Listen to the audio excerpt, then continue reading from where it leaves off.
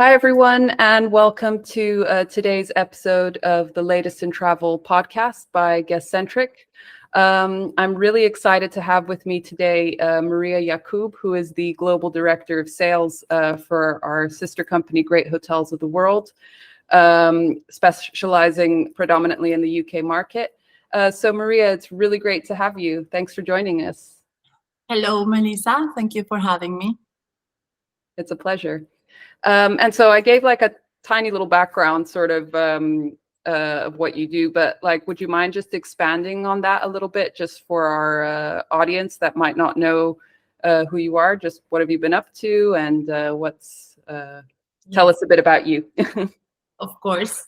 Well, I'm based in London since 2011, so probably I will tell you more or less what I've been doing in the last years, which is more interesting.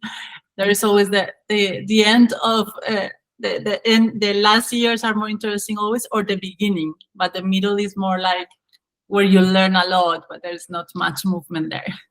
So the last 4 years I've been working for Great Hotels of the World, well, since 2019, and representation company for independent hotels or small brands, and so it's been completely different from what I was, well, not completely different, but different from what I was doing before, that I was in a global sales for a big brand, and still very proactive roles always since I came to live in London.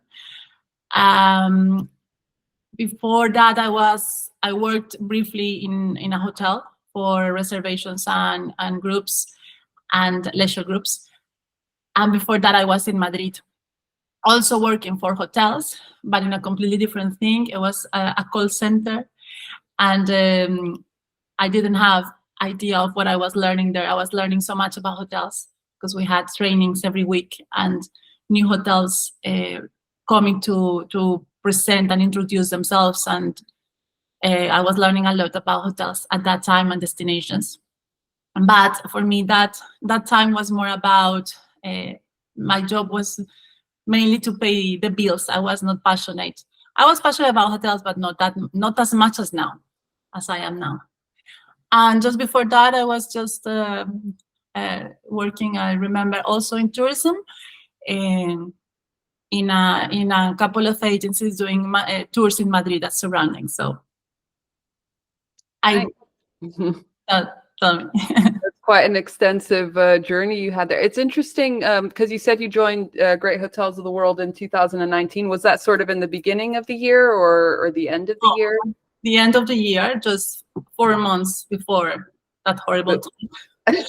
I'm not gonna say that name, and but it was we started with a lot of we started really strong with a lot of new projects. It was a completely new team. It was great, and it was a lot of learning and working really fast, and we did a lot. And then everything with the pandemic made me realize I was in the right company, really, because it was really great to, within the bad things that were happening in the world, it was very good to be in such a good team with the leaders we have, and work for an amazing company. And you could notice you were with the right people. Yeah, it's interesting you mentioned that because I also joined Guest-Centric like just before, like I think it was November 2019, and that was just, yeah, it was kind of like new to the like working in a B2B like travel company, but then also obviously nothing like this had ever happened before, so it was just really, yeah, quite I don't know, like a new, different experience. Yeah, very disruptive. But I totally agree that, yeah, having like the right people and the right team like really helped to sort of get through that time and just the uncertainty of it all, and just having that, support. And it was definitely a good point in yeah. I don't know. Do you have any like stories from that time, like something that really stood out to you in terms of like something inspiring in that storm? I think everybody had a lot of wine during that time, and we used to spend time only on Fridays, like wine time with the team virtually, and then at some point it was Wednesday already. Wednesday, let's have some wine. Wednesday, Thursday, Friday, but it was always good. It was never like the end. It was always okay. We were always expecting the things to come back, and we were always working for the comeback. So we were preparing for the comeback, cleaning as much as possible, updating database, contacting clients as well. All the clients that were still, there. We tried. So we did a lot of things for a period that not many people were doing things. So yeah. yeah. And sort of moving away from that, what would you say was like the one thing that, the one way that that time sort of reshaped the industry in a way that was like for the better? Well, after that, many things changed because a lot of people stopped working in events. So we had to, the agencies needed staff at some point, and there was nobody. I remember they were starting to get business, and they didn't have enough people working in the team, and they started also to work from home. So it was more difficult to go and see them in the office. It's still because they kept it. No, some people, they just go to the office once a week to meet with the rest of the team. So that changed a lot. The dynamics of meeting clients and how you approach them and what to do with them and how you really connect with them.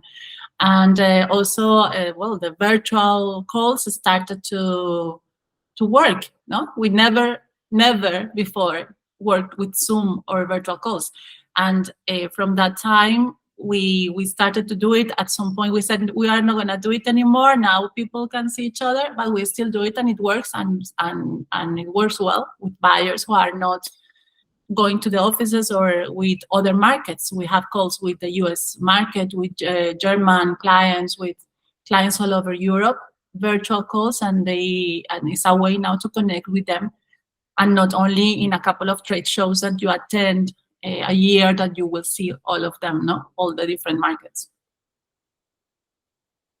Yeah, it's interesting. And I guess it really brought to the forefront, like how, I don't know, we can use technology in a sense to make things, I don't know, a bit easier. But then I still believe that it's important to have that human touch and like that social interaction, obviously, like to go back to that is great.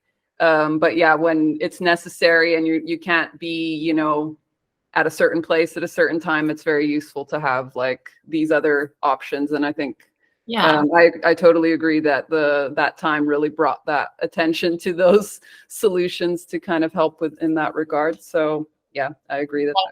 I remember the first events that people could attend, and we were supposed to wear masks, and nobody was wearing masks anymore because we were also in need to be in contact and to to touch other people and to talk very closely. And I remember those in events at the beginning. After that, they were amazing because they were like full of energy that you had for a long time alone.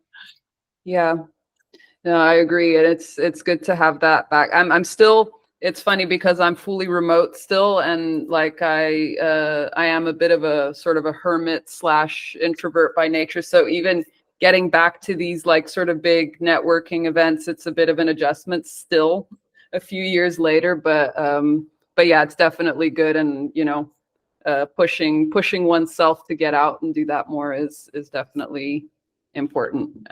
I would say. Yeah.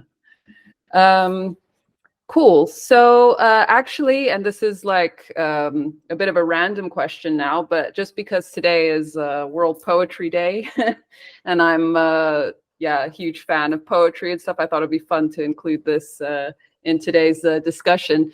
But like, obviously, I think something that I quite like about poetry is that it's a way that almost, and any kind of creative writing really, it really just transports. It's almost like mind travel in a way. But yeah, like, is there any sort of poet or poem in your life that's like really inspirational, your top like favorite poem that like transports you somewhere, and like why would it be that poem or that poet? I follow a lot of poets from Latin America, especially I love Mexican poets. They're very passionate about everything. I don't have such a good memory now. I used to remember a lot of poems before because I used to love poetry, but now I have it, I have to restart again. But yes, I agree with you. Poems make you travel somewhere else. Although the poems that I like are not about that, are usually a lot about suffering and like that, like poems that make you almost cry. But now that you're talking about poetry, there is these poems that are Japanese haiku, the haiku poems, kind of poetry. I'm not an expert, but I learned about this in one of our hotels in Amsterdam, the Hotel Locura. It has Japanese influence, and apart from the decoration and many things, and that you can drink sake in the bar, they put little poems called haiku in your bed before going to bed. A little chocolate and a haiku poem, and it explains what a haiku poem is, and it's 3 lines. I think it's 3 lines of. And the first time I read it it didn't make any sense, or it didn't have any rhythm, like the normal poems I'm used to. But then, I read it many times, and it was really, really different and nice. And they are always, I think, they're always related to nature. So yeah, they kind of transport you to another place. Yeah. I like more now. I like, music for me is a way of poetry. The people who write good music are poets for me. And I love rap as well. Oh, so yeah. I know poetry. Nice.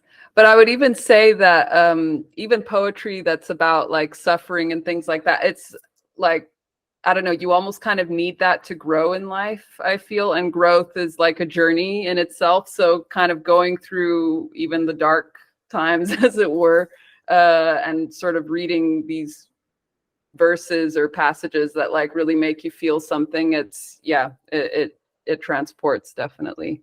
And interesting about the hike, I learned about that like when I visited Japan, like beginning of 2019, actually. So yeah, it's quite a neat little cultural detail that I found quite fascinating. It's like anybody can write a haiku because they are not that, they are not that strict with the, with the verses and the rhythm. So yeah. But do you read poetry also in other languages or in your own language? So I've actually started, and because I'm in Portugal and I am Portuguese by birth, and I should be, getting better at, more proficient in the Portuguese language. I have been reading more poetry in Portuguese, and it's one of like the fun, I guess, the more engaging ways to practice a new language, I would say. Especially like, if it's sort of the more, I would say, the more classical poets, like so for example, they're kind of a bit more complicated because it's very, very, I don't know, you have to read with more attention to detail. But when there's more contemporary, recent poems, they're a bit easier to follow and understand. And yeah, the metaphors are great, which in and of itself kind of transport to another dimension. So that's it's cool. It's a good way to practice a new language, I would say. Yeah, it is actually, and it's a good way to learn a lot about the culture as well. Definitely, I agree.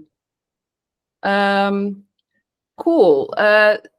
So moving along a bit, and I think we went over a bit of your sort of career background and stuff, but like, let's expand a bit on your journey into hospitality. You kind of said that it wasn't really something that you initially chose. Like how how did it choose you, and what has been like the journey since then? Is it something that how did you develop that passion for hospitality?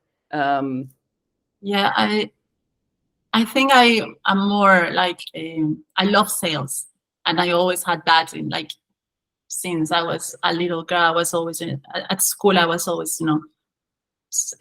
trading, selling stuff, with my friends, and then at university I didn't study anything related to tourism. I studied modern languages, literature, and linguistics. And when I finished university, I traveled to Spain, and I found a job as a hostess. My first job was in Spain was a host, like picking up tourists from the hotels to take them to the tours of Madrid and surroundings. So that job, I found it. I didn't look for it actually. I saw a friend from school one day, and he was working in that, and I needed money, so I said they need a hostess, and I thought it was a flight. I said I'm not prepared for that. I said no hostess to pick up people from the hotel, so I didn't even know that there were jobs like that.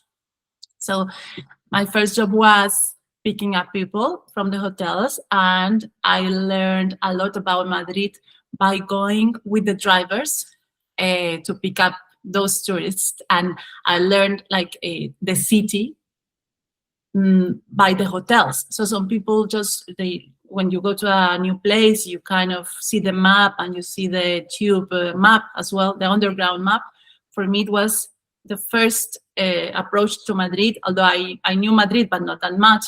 But the first approach was by the hotel. So if anybody was going to meet me somewhere in a restaurant in the street, they would tell me the name of the street. I would always ask which was the hotel that was closer, so I could understand where it was more or less. Right? So, and by doing that job, I was talking a lot with the concierge, with the receptionists, with the doorman, and waiting while waiting for the people to come to the lobby to take them to the tours. So it was nice. It was something I could see the difference from the hotels by talking to the people and how the lobby was and how they help you and how nice they were, or how, So there were hotels that you could see the concierge very, very helpful. They knew a lot about stuff, and other places they didn't even have concierge. So I started to understand a little bit about hotels. That was the beginning, more or less. But I was not passionate at all about hotels. It was a job, And it just developed as long as I started to travel a lot, because that was something I really wanted to do in my 20s, to travel a lot as much as I could. So, and every time I wanted to be in a better place and to be in a better hotel, because I never liked bad hotels, that's for sure. I never enjoyed hostels or being in hotels that were very bad. So I prefer to stay shorter time, but in a nicer hotel. Maybe in my 20s, I couldn't afford 5-star hotels, but at least 4-star hotels I could go, and some 3 good star hotels. So yeah, then I developed a little bit more the passion for hotels and for traveling, and yeah, little by little, I fall in love with this. But especially when I started to do proactive sales, then everything matched. Everything had a purpose then. Cool. Yeah, and it sounds like a fun entryway into the industry. Like not only the opportunity to see different parts of your area and learn about your own destination, but like meeting people from different countries and backgrounds and kind of getting their, I don't know, interacting with different cultures as well. I can only imagine it's a great way to enter the industry. And in your travels and stuff, sort of early on, like, is there any specific experience that stands out as being very memorable in the way that it shaped your perspective of the industry? Well, I think when you travel, it depends on on your experience. Some things surprise you more than others. Depends on what you have seen in life, right? So maybe I was I loved when I went for the first time to Napoli, even though it's a bit chaotic and not everybody likes Napoli, but I had the best food, the best Italian food there. I love volcanoes, so it was the Vesuvio. I love art, so there was a lot of art and beautiful art, and I love a little bit all the chaos a little bit. I like it a little bit, you know. There's just too many things at the same time. So, but if I went to Napoli in this moment of my life, maybe you wouldn't be like that, no? So it depends on your age, on what you have seen. So some things are more important and memorable for you. But I had many memorable trips just because they were new, and I was looking at some cities with fresh eyes and never saw something like, I mean, the first time I went to Paris, for example, you always imagine Paris, but it's different when you go the first time, or Vienna. But the most memorable trips I always had them when I went to something that it was not really a city. Well, London for the first time, it was amazing. But the most memorable always are trips that I had to take different ways of transport to arrive, because it is not easy to arrive by plane. So you need to take a car and drive, or walk a lot, and then arrive to the most amazing beach, or to a mountain that you cannot really, that is not easy. Maybe you have to get a jeep or a high car to arrive there. So those are the most memorable trips always, the ones that are not that easy to make. Like the hidden gems, kind of. Yeah, hidden gems, places that you can connect really, you can connect with nature very easily without any, yoga, or you just connect with nature because it's there and there's nothing else. Those trips are the most memorable for me always. But when I started to travel with my own money, then I chose the destinations where I wanted to go, and they were always destinations that I didn't imagine that I could. And I could see photos, but I couldn't imagine them. Now it's different, because now I have seen many things, so you can imagine more or less what you are gonna see in many places. So those places that you don't have a clear image of what you are gonna find, those are the best places for me to travel now. And what would be a place off the top of your head that you haven't been to yet that you're like, wow, I really, it looks like something I've never experienced before, and I would love to experience that, and I would love to go there? Well, there are many places. Well, some of those places are in Latin America, definitely. Is where maybe the most dramatic landscapes you can find. Well, I suppose Africa too, but I don't know much about many countries in Africa, but I know more about Latin America. So I tend to go always with my imagination to those places. And many of them are in Colombia, because I grew up there and I know about those places. And in the time when I was living there, I couldn't travel because they were closed. It was not safe to go, and now they are open. So there are many places on my bucket list to visit. Rivers, rivers, mountains, places that are very like hidden gems. And Iceland, definitely. Haven't been yet, but I think I have the feeling that I will love it, because for all the comments, but still it's a place that I cannot imagine. Even though I have seen photos, I have seen videos, still it's a place that I don't know how I would feel there. No? So I think Iceland is one of them as well. Azores, I would like to travel to Azores.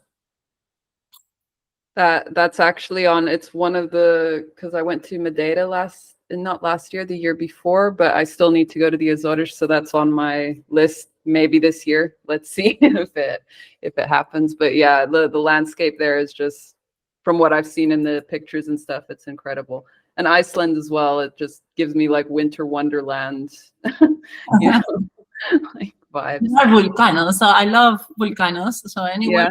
with a volcano, I will always love, I'm sure. So, but Iceland is also, it's Bjork. I don't know. There is something there, and that is the landscape is very dramatic. Apparently, it's very Yeah, and the sand and it's like that dark like sand, and then it's and thermal water. yeah. Cool. So going back a little bit to sort of, we actually touched on this when you were speaking about your early experiences in the industry and sort of how you learned about your city based on the different hotels. And it was interesting you brought up sort of noting those differences between which hotels had really good service, which had, the concierge, and which didn't have the concierge. And something you've also mentioned that you're quite passionate about is this sort of how hotels can stand out to guests that they're targeting. So the question I have for you on this topic is, what would be, in your opinion, some crucial strategies that independent hotels should implement to provide unique experiences to customers? So putting yourself in the position of the guest, in what ways, or what should the hotel do that you would be like, wow, I definitely want to go back there. I'm going to tell everyone I know about this place, Well, there have been few hotels like that. We have some hotels like that in the collection of great hotels of the world that I've been very lucky to visit. And I have seen what they do, and I have seen the atmosphere and the service, and I have seen what they do different. And definitely, all of them are independent hotels are all different because they need to, to differentiate from other hotels and from the big brands as well. So definitely, I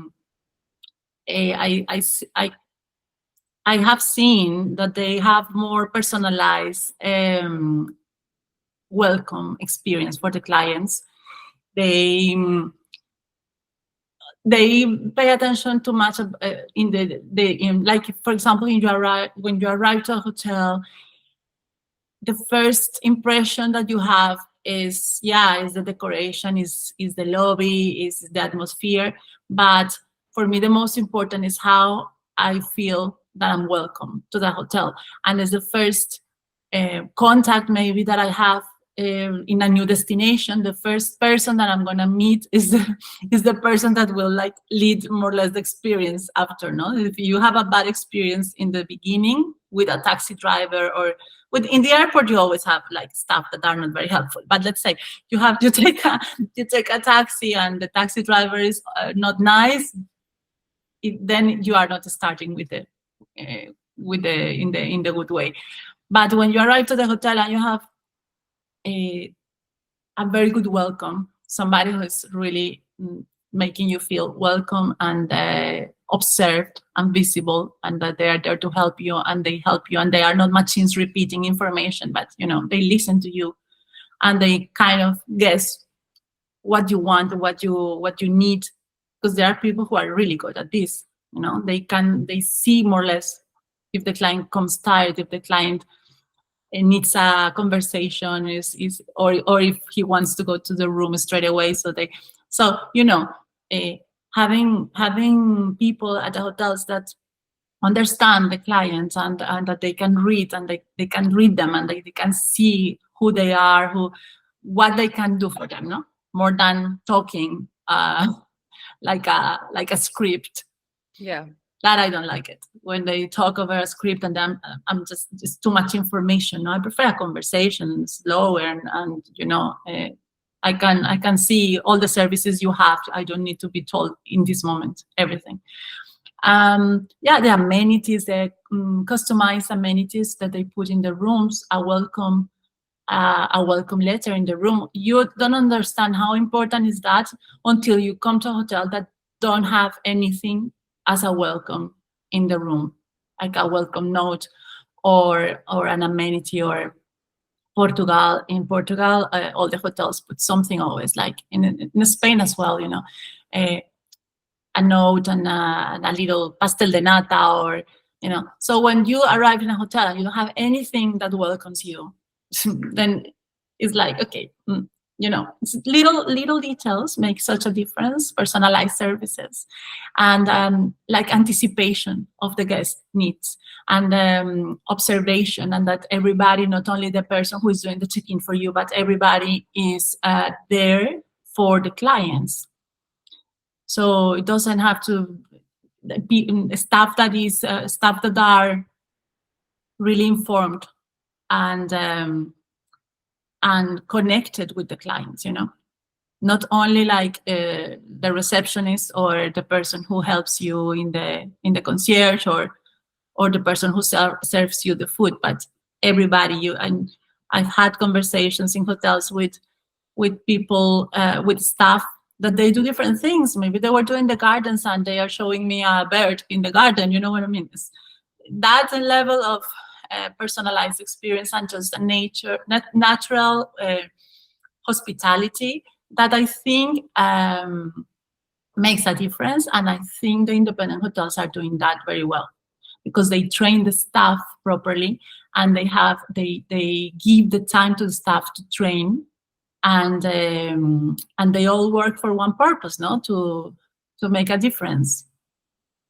I totally agree. And especially what you said about, I don't know, feeling like you're having a real conversation and it's not just someone reading out of a script. I think like the hotel's ability to adapt to the little nuances of the guest. And I mean, in any kind of customer service, really, like, I think very frustrating personally for me, I don't know if you agree, but a frustrating experience is if you kind of,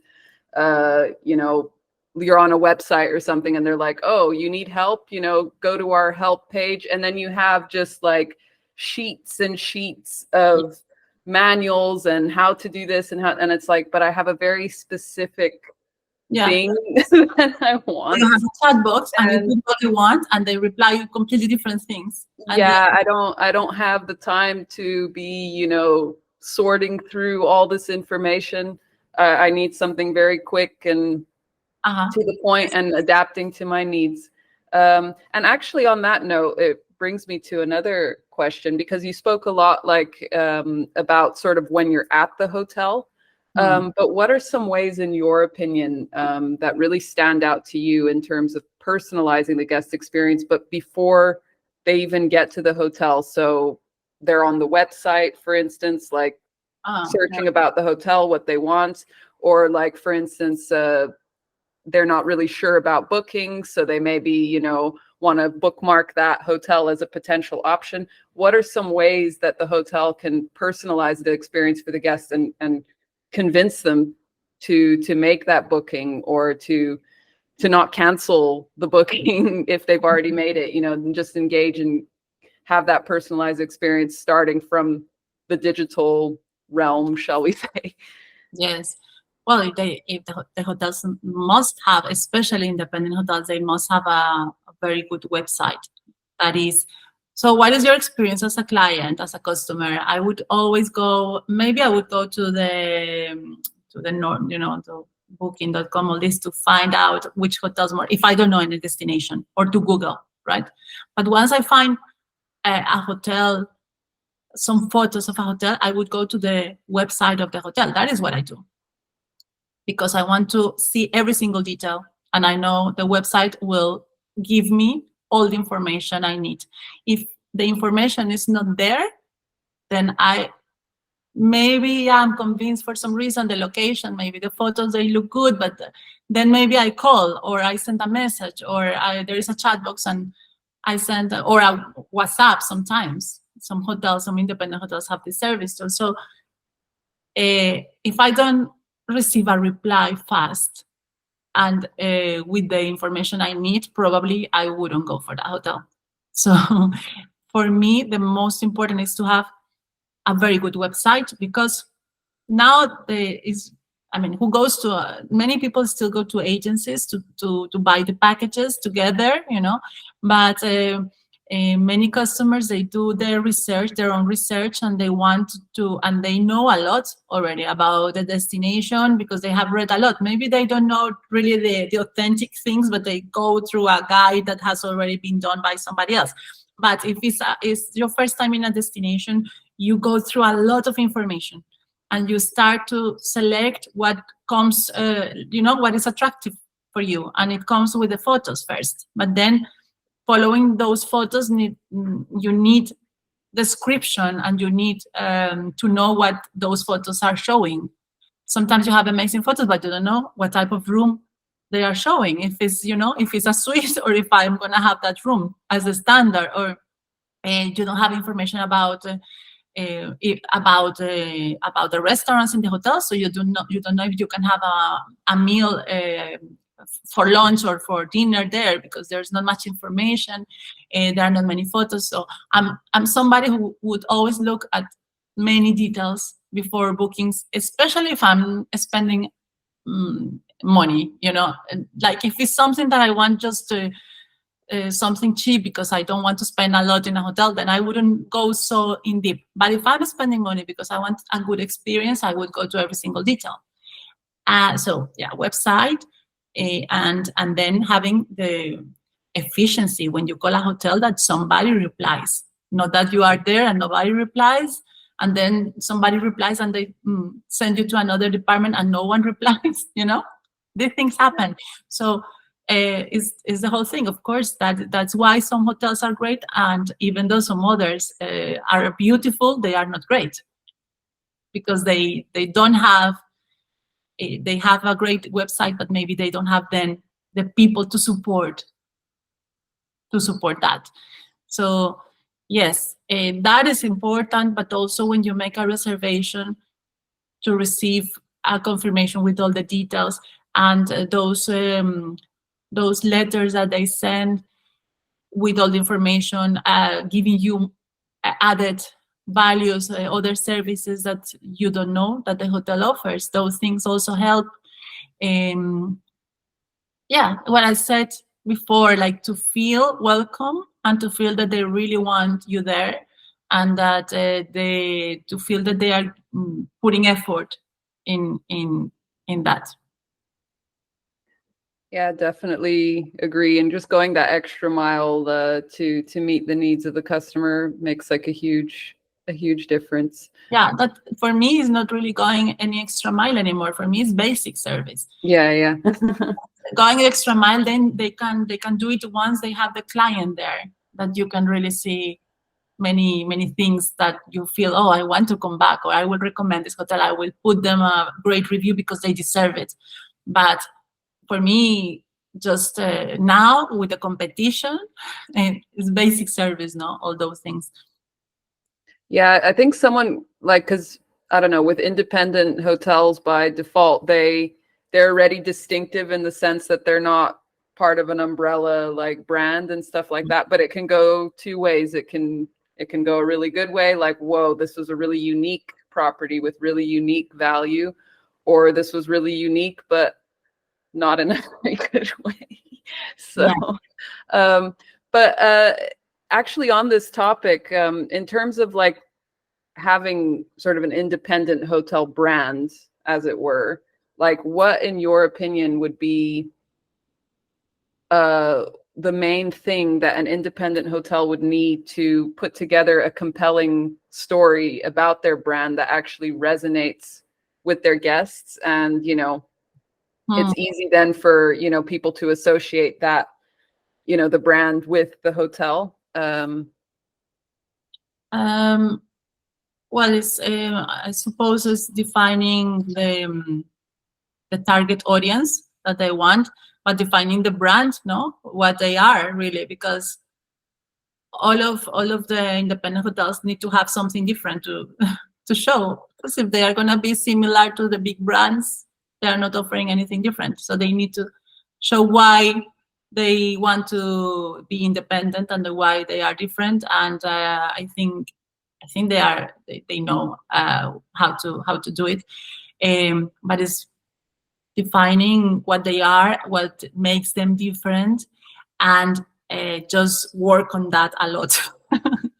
You know, even if it's one difference, just making it like all the time resonating in everybody, and in all the marketing they do, in the narrative they use, in all the photos, in the visual, in the also that they have, there is a coherence with the brand and the staff they have, and how they dress and how they act, and coherence, no? Yeah. Consistency and coherence, and understanding the type of client they want in the hotel, and make just research on that. What sort of activities that client would like to do, what sort of music they listen, what sort of values they have. So yeah, they can be anything they want, but they need to really understand what they are, and so people understand what they are, and then they identify or not with them. But then I think it's about that, like defining the brand, and being coherent in everything, in the communication, with the staff they hire, and how they train them, and the service they offer, and understanding their target audience. I totally agree. And I think there's, you get some that they try to be all things to all people, and it's just impossible. And then it ends up just like a salad. Everything looks very confused, and, too many things together. Yeah.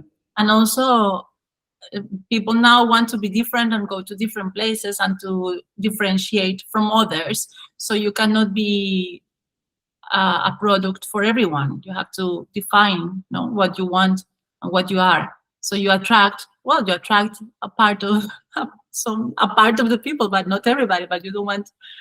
That is why independent hotels exist. Otherwise, there are the big brands that are a little bit for everybody, but there's nothing really, there's not much excitement there. Yeah, I agree. Yeah. And especially, if you're thinking about, the Instagram worthy moments and things like that, it's that uniqueness is always, it's what's sought after. So making sure you're unique, but in a good way, I guess, is the balance. Interesting. So actually on this topic, and we spoke about this a little bit earlier, also because you're sort of very specialized, focused on the UK market at the moment. Mm-hmm.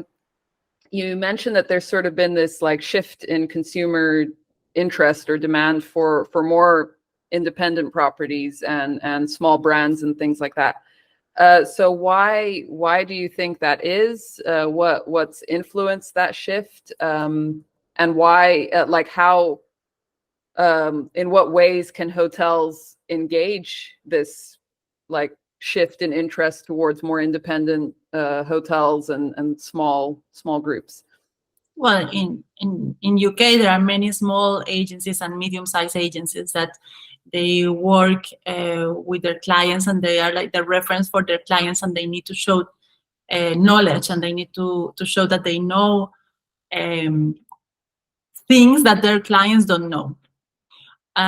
So when working with some event agencies here, they always like to know what's new, if there is destinations. Sometimes they bring, they send me an inquiry with their destinations already, but sometimes they want to know what's new to propose to their clients. And the interest comes because the interest for independent hotels and new destinations comes because their clients have already been in the main hubs in Europe or around the world, and they want something different. So although my job is limited to hotels, they research a lot also with DMCs, and the hotels themselves, they help the clients to find the right DMCs to work for the ground program as well. So our job in Great Hotels is also to show those new destinations, what are the facilities that the hotels offer, but also the destination, and how how can it be a different and a new experience for their clients, and why they should try it. So yeah, that's mainly the focus, to offer new things, because the clients have been already in the same places many times. So they are eager to learn about new hotels and new destinations, and independent hotels offer that, because in many destinations that are not the main cities or capitals, there are many independent hotels. So you find more independent hotels than brands at the moment, at least, no, until they develop. So that's why the interest on independent hotels is growing. I have to say, as a like putting myself in the consumer perspective, and just I can't speak for all of the UK, just England specifically, because I lived there for about 4 years. And I would say that, yeah, my preferred destinations within England are the sort of more like, I don't really like, I mean, like London and stuff like that. It's a bit chaotic for me, but like these sort of, like, I love the Lake District and all the, yeah, Cotswold, like these kind of more English countryside. For me, it's pure bliss. You know? Yes. Love it. So there are beautiful hotels. We don't have any hotel in the UK yet, but there are beautiful hotels here in the UK for events that are like little cottages, and people tend to book those hotels when for small groups. But also, it's about tradition, no? It's like feeling in a place that is really authentic, that is not the same, that you cannot find anywhere in the world, because it's just so typical and traditional that you will only find in that destination. Yeah. For me, a sign of in England specific, it's like the cobblestone roads, the sheep, that kind of, I love it. It's just getting a good book, by a fire, and like it's super cozy. I love that. Good book of poems. Yeah, exactly. Cool. And actually, on this note, sort of looking at like tier 2 destinations, and we spoke about this kind of briefly, but what would you say is like 1 to 2 hidden gems that you've discovered in your travels that deserve, like, they're so hidden that they deserve a little bit more recognition? So hidden. Okay. I don't know if they are very hidden, but let's think about maybe,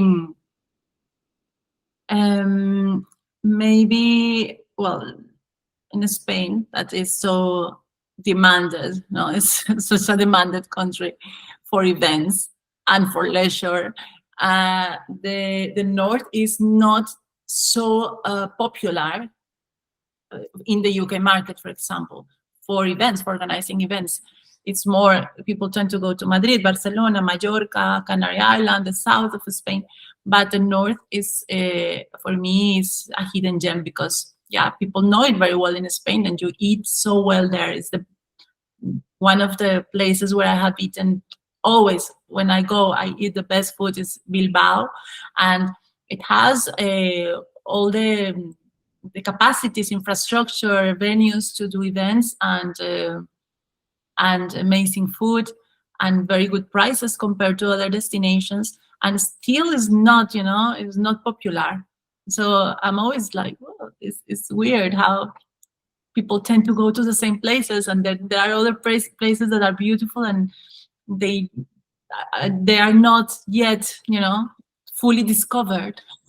But in a way, I kind of like that, because Yeah. I think something that dismays me somewhat is like when you see these destinations become so popular that they just they start becoming I don't know, it's over catering to like the other markets that are coming in, and in some sense almost kind of loses that native culture and the native like aspects of that destination. And so in that respect, it's a little bit, it's like, okay, And I don't know, this actually brings me to a pretty interesting question. Like, in your opinion, what would you think is a way that destinations could balance that a bit better? You know, like sort of, especially if they rely a lot on like tourism for Yeah. their economy, you know, meeting the, you know, catering to that, but then still preserving the native culture of that destination and keeping it alive, as it were, reflected in the food, the customs, the traditions, and all of that. But that is very difficult because also it doesn't depend really on us, no? It depends a lot on the policies and the government. Um, uh, can I just say another destination before answering that? Oh, sorry, yeah, I interrupted you. Like, No, it's just because I was thinking that I said I have to, because I discovered it recently. I went to Portugal and we went to see a new hotel in the collection that is Monterreal. Termas and Spa, and it's in Montreal, and it's between Lisbon and Porto. And also that this was the type of destinations that I've been in Portugal many times, and in Porto and Coimbra and Aveiro, but that is in the middle, of between Lisbon and Porto. So how would you sell that to clients? Because the clients are obsessed with distance, not to be longer than 40 minutes. And I always think, okay, that they are losing a lot of opportunities to see new destinations and to spend great time in other places and discover little towns that are full of charm and authenticity. And this is one of the examples, no? That it's not, it's a hidden gem. And that's why I was thinking, sorry, because I know you asked me another question, and now you have to repeat the question. What was? Yes, the policies. yeah. As I was thinking the whole time on that, but now it's answered. So, yeah, it depends on the. You know what? It's really the people from the community being exigent with the politicians. I don't know how, through which institutions, but you have seen, unfortunately, cities that are or were beautiful, and now that when you go to visit those places, you don't want to go to the city center because people say, oh, it's full of tourists, and part of for me, part of tourism and the events industry has to leave a positive impact in everywhere you go. So a positive impact is not what is happening in some cities, that the people from the cities have to go away from the city center and they cannot visit the city center anymore because they don't like it. So that is really sad, or that all the restaurants that you see have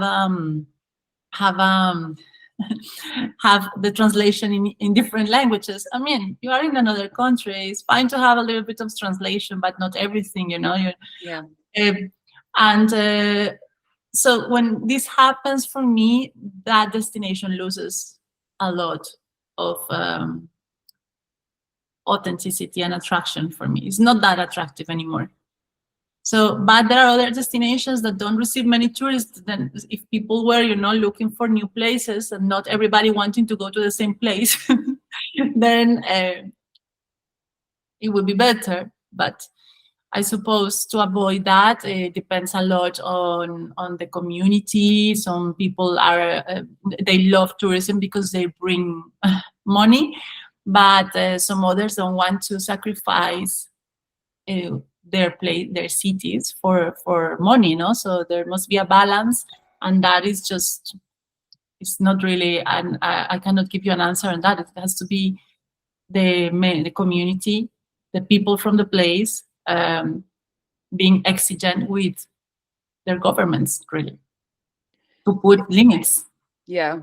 It would almost be interesting, and maybe there's a study that's been done on this, but like if there was actually, because from an anecdotal perspective, it seems a lot of people I talk to, and this seems very ironic to me, like people that travel, they're like, oh, when a city is like, it's over catering to tourism and it's lost its kind of, cultural distinction. It's not that like interesting anymore. And an example is like I had one of my best friends visited from Canada, and we spent like some time in Lisbon. and he had visited, like, I think the first time he visited Lisbon was like many years ago. It was like 2012, 2013 or something like that. And sort of comparing it from then to now, he was like, it's, you know, it's a completely different place. It's like, is this Lisbon, or is this Paris, or is this, you know, Madrid, or like, where am I, you know? And there's like so many different, you know, almost like gimmicks now, you know, like a restaurant that's sort of like, this is your home away from home in this place, you know, or things like that. And I know that there's some travelers that sort of, I can't imagine why, but I have encountered people like this, you know, that it's like they go somewhere, but they'll pack, you know, their own, that they'll look for a McDonald's or something when they're abroad, you know, and it's kind of like, okay, like I personally cannot relate to that. Like, if I want to go somewhere, I want to eat the food from that place, even if it's like food that I've never tried before. I want to at least try it one time, you know, so that I can say, you know. So it'd be interesting, I think, for policymakers and things like that, if they did sort of a search of like a real heavy consumer like survey kind of thing, like what actually makes you like this destination, what makes it interesting for you, and then kind of, I don't know, but then in some way also continue the balance, you know, to make sure that it's not, that you're still preserving the culture, but then also feeding the economy, as it were. And people talk a lot about sustainability, and, you know, but people are not ready. Well, like, I mean, not everybody is ready to go out from their comfort zone and seeing and maybe walking a little bit more. You know, if they have, sometimes people don't like to walk much in the city, so you have to take all the time buses to bring them door to door. So that is not, you know, it's a bit like a, like, I don't know, they're talking about sustainability, but on the other side they don't want to do much walking, or they talk about they want to give back to the community, but people are looking for Irish pubs when they go to other places, you know, to where they have their own pubs and their own cafes, and they are looking always for McDonald's or Irish pubs or something that they know. You have to be prepared to go out of the comfort zone, and maybe not feeling all the time super safe, no, because there is also an obsession to be super safe all the time, like, and there's no place where you can feel safe all the time. So yeah, I suppose it's just finding a balance always, and try to see other things, not always the same, not trying to find the same stuff wherever you go. Which is a little bit of Europe now, no? You go everywhere and you have the same shops, the same restaurants, the same coffee shops. No, I will always go to the boutiques that maybe I cannot afford, but I will always try to see what they have there different, no? From the high street, or the independent cafes are much better than, you know, the usual ones. So same as hotels, no? Yeah. And actually, and this is something funny about here in Portugal, like specifically, but it's funny when I have like friends visiting and stuff, if we're like, let's say in downtown Lisbon or downtown Porto or wherever, and they're kind of like, oh, you know, I'm hungry, like, let's go find somewhere to eat. And you'll see, you know, these really flashy places with, you know, the big terrace and everything like that. And for me, like, my sort of, I guess, eating philosophy here, it's like, don't go to those restaurants. Like, try and look for the most obscure little hole in the wall that nobody knows about. Where there is a queue. There's a queue at lunch and at dinner time. Yes. And then the rest of the time it's closed. And yeah, like, that's where you'll find and sometimes, you know, they're a little bit like, oh, this place, like, really, there's not a nice view there's a better view of the river. I'm like, yeah, but the food is going to be, it's not going to be great. You know, if you want a good meal, let's find somewhere that's like kind of, it doesn't look very appealing on the outside, ironically, but then it looks like, they have some of you'll these find places, so they don't need to have a nice view because exactly. Definitely. Cool. We spoke a little bit actually about sustainability, and obviously that's a very hot topic at the moment. And you know, this notion of having to strike the balance between, because I think the conundrum with our industry is, you know, there's a lot of ways that it sort of increases the carbon footprint with the flights and, you know, all that kind of stuff. But what would you say are some ways that that travel businesses and hotels and stuff and policymakers should work together to more cohesively coordinate like a plan or a way to be sustainable and to balance like sustainability, but then also, yeah, making sure that the tourism economy and their destinations are, you know, active and productive? Well, sustainability, we have at Great Hotels of the World, we have done the sustainability awards for our hotels because we knew that they were doing so many different things, but they were not like promoting them because somehow maybe hotels don't feel so good. I don't know. I have the impression that they don't feel they don't promote that. Maybe they want to promote other things before that, no? But it's a hot topic, and people are asking more and more. Like 2 years ago, they were starting to talk about that, but in 2 years, there has been a lot of innovation and very intelligent people doing great things to save water, to save, to you know, to work on food waste, to work on compressing the waste. I don't know, many things that well, only engineers and scientists develop. I don't know, physicians. But those things are there, and some hotels are doing their job, and they are trying to get things, to get innovations that really help them to be more sustainable in different ways.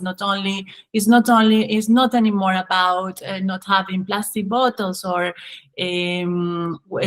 trying not to waste water, or you know, it goes far more. Like for example, hotels.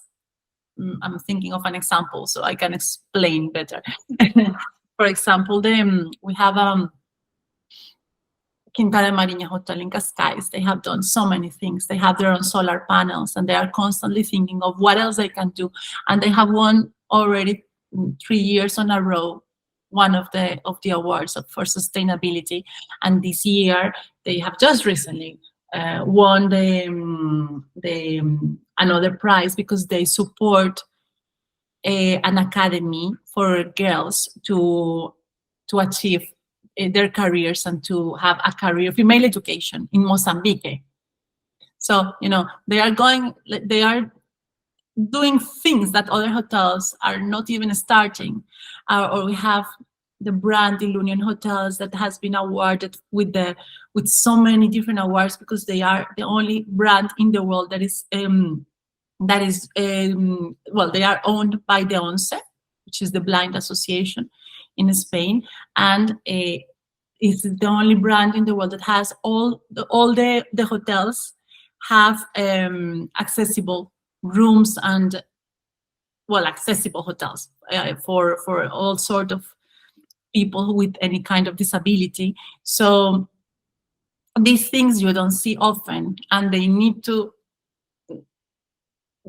show it to the world because there are people looking for those hotels.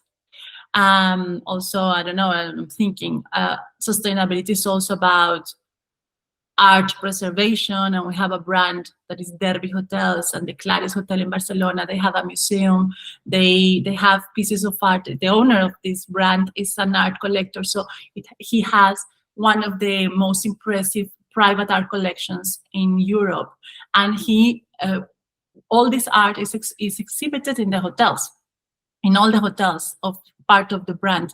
So that is important because it's also art preservation. He's sharing with everybody who goes to the hotel, you know. So all these things are part of sustainability, and we want to give the awards to those hotels, and that's why we created the award. So I think from from our position, we did as much as we could, and we are doing as much as we can to promote them, and the hotels are doing their part too. So how destinations can work better? Well, communicating what they are doing, communicating how they can work better, connecting people to brainstorm new ideas. No, there was also the case of Montenegro, one of our hotels, the Cedi Lustica Bay.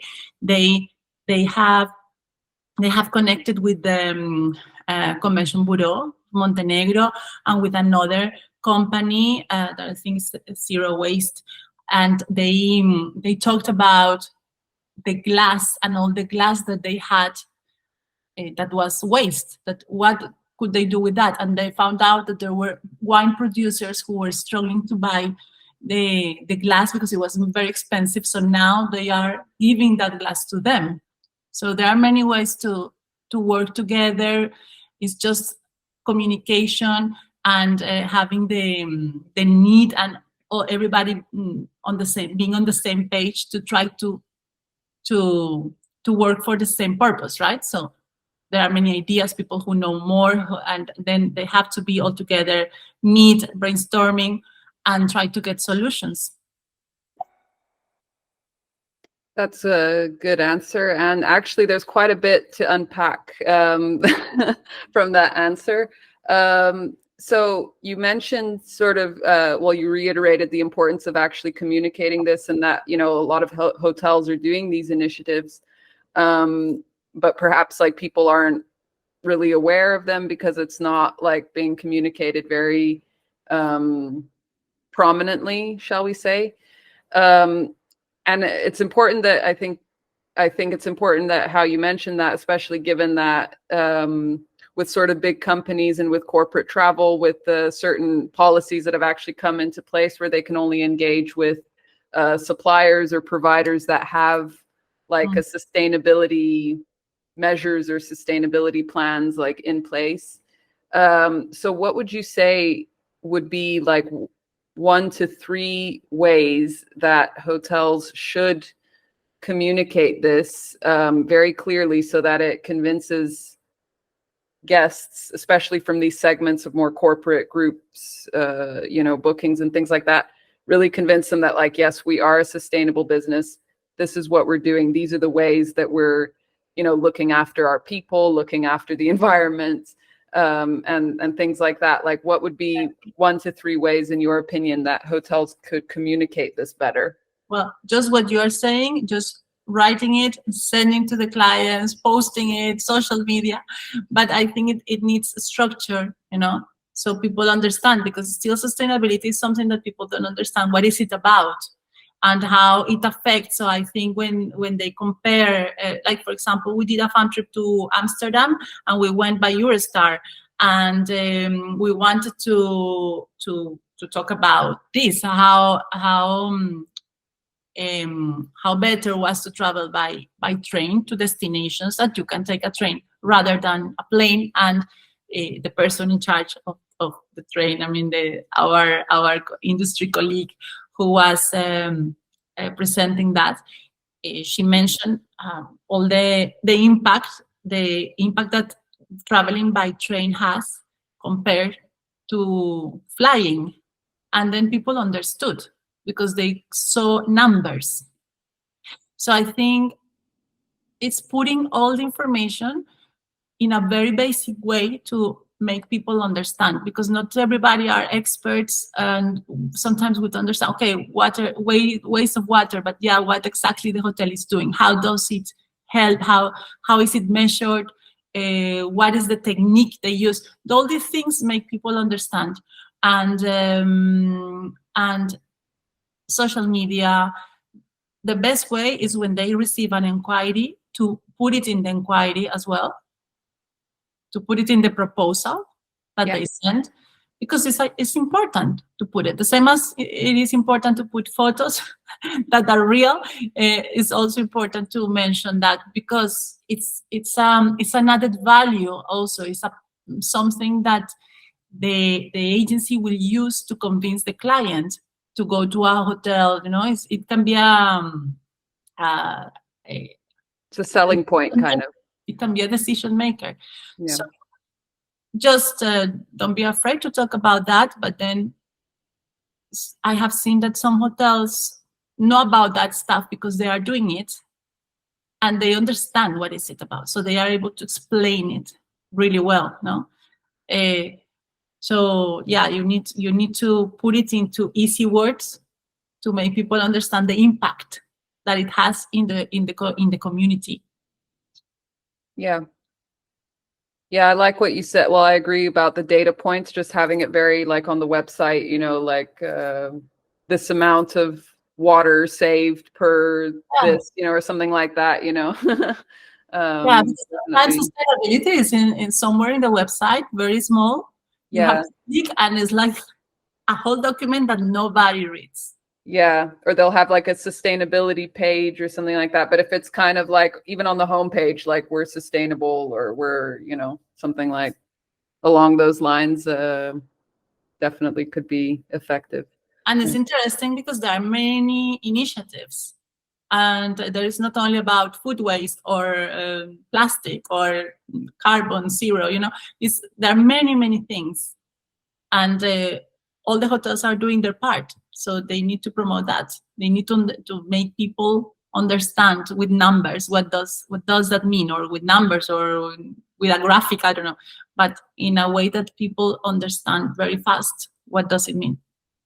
And you mentioned also like using like the communication on social media to sort of communicate this value add and like the sustainability measures and so on. Like what in what ways do you think that like hotels could work with, I don't know, perhaps like influencers or even their guests and stuff to sort of get them to communicate not just about sustainability, but like communicate the hotel brand, like on like sort of work with their customers or with influencers and so on to kind of do that communication about their hotel and the sustainability side, but also just the wider experience that people can expect from the hotel. Like what would be some effective strategies that hotels could implement in this regard?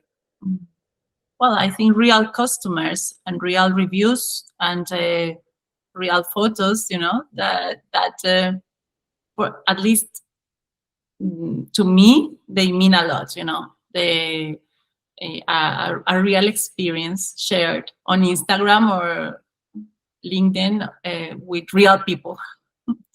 So that for me is it's the best influencer. And influencers, I don't know, really, to be honest. I know hotels that receive a lot of inquiries for complimentary stays from influencers, and it depends on the influencer, depends on the brand, depends on the target audience. I suppose it could work, or it's just a waste of time. Depends on many things. From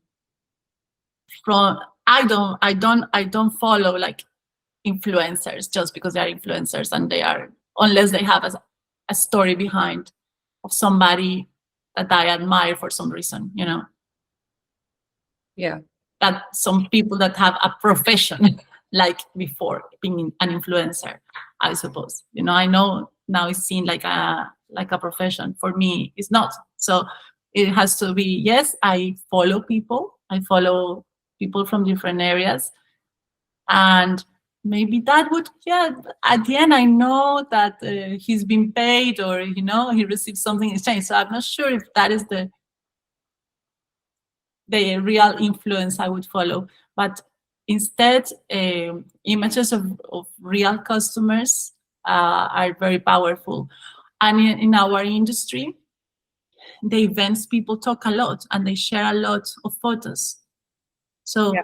it's also, they are the main influencers for other agencies, MICE agencies, and because they know each other, and they know they are working, and they are showing with their camera what attracts them from the hotel, and they are describing how it was experienced, and that is the best way to promote a hotel. That's why our hotels are always super keen to receive clients who work in the industry and to show them around and to make fun trips. And we do that because we know it's the best way to influence other clients who will bring us business. Yeah, and it's interesting how you mentioned, yeah, the real customers sharing real stories. It's something that, and kind of circling back to what we discussed a little bit earlier about the website and having, the images, but then the images might not tell like a full story because, also, you know, Yeah. things can look so polished and perfect. I mean, there was the whole thing with Kate Middleton photo scandal as well. When things are too perfect, it's like, this is too, but if it's like, yeah, authentic customers showing, real stories and like, this is actually the experience that you can have. Yes.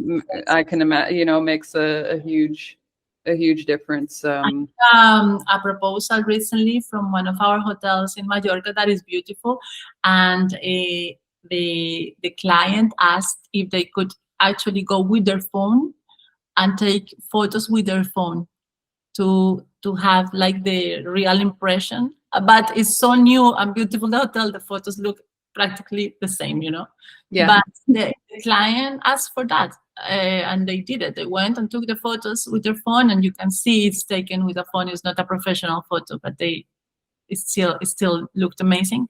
So yeah, I think videos, all the real experience, the cocktail that the client is enjoying, the food and the light, the music, I don't know, all those things help a lot to for other clients to decide.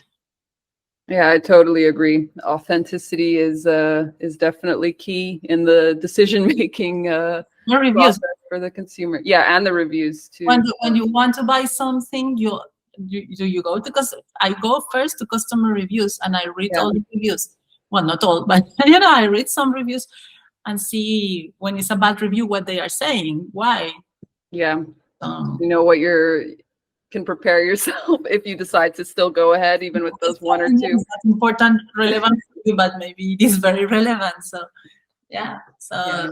customer reviews are extremely important. Yeah. And I guess that feeds into also, yeah, making sure the customers are happy so that they can, leave those good reviews that then further influence and advocate for your brand and then influence other guests to Yeah. make that booking. So totally agree that that's very important.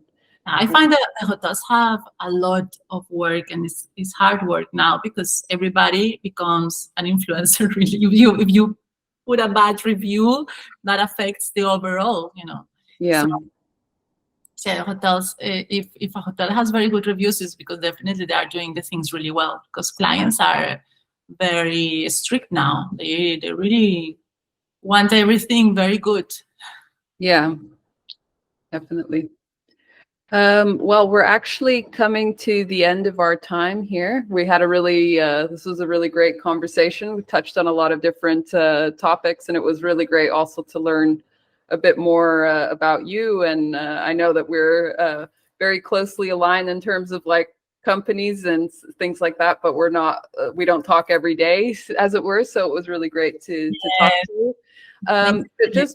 Yeah, well, before we go, I just had one more question, but so like looking sort of to the future and the next like months, in 2024, what are you most looking forward to and why?